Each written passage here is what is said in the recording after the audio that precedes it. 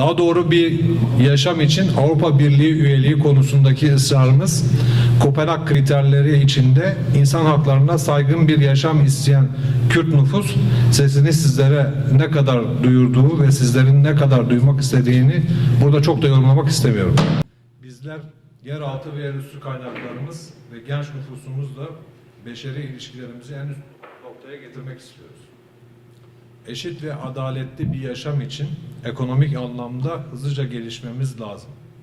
Bunlar için şehrin dinamikleri ve bileşenleri olarak tek vücut çalışıyoruz.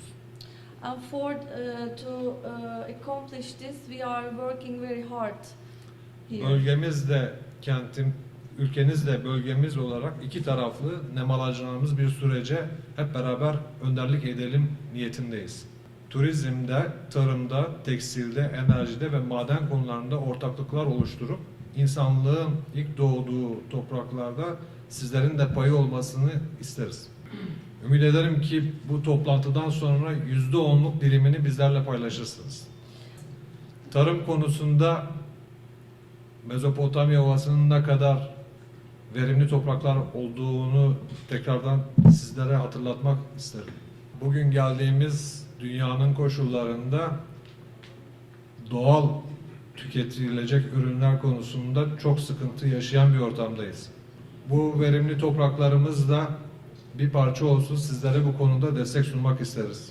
Orta Doğu'nun doğru bir yere gelmesi için Diyarbakır'ın gerçek anlamda kalkınması tüm dünyanın menfaatine olduğunu düşünüyorum.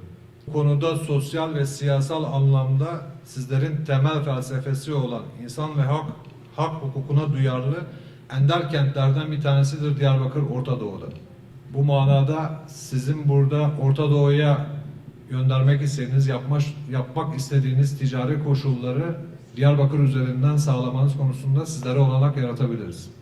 Diyarbakır yıllarca yatırımcısı batıya kaçan İstanbul'a, İzmir'e ve